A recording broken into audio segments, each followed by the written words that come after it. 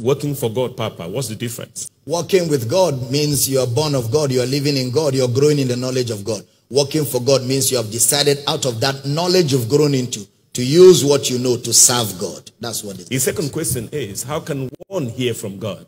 You hear from God just like you hear from your mother, your father, your brothers. If people who are talking to you from external, you can hear and know them. Hearing from God who lives inside you should not be a problem. So this is the way to go. As you begin to grow in the knowledge of the word of God, you grow in the knowledge of the word of God. You have your senses sharpened to be able to know when God has spoken to you and when it is not God speaking to you. It's a product of growth in the word of God. His last question, I was told, Papa, that after we all pass away from this earth, we will then know the new meaning of Christ. Please kindly throw more light on this. I think the person who taught you should go and ask. Should go and throw more light. I have not taught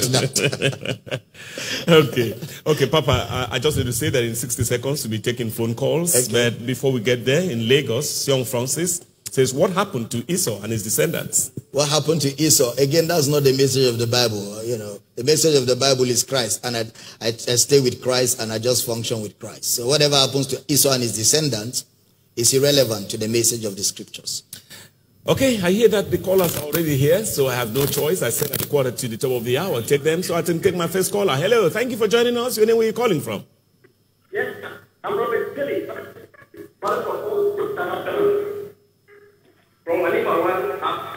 Can you just shift a little from your TV set?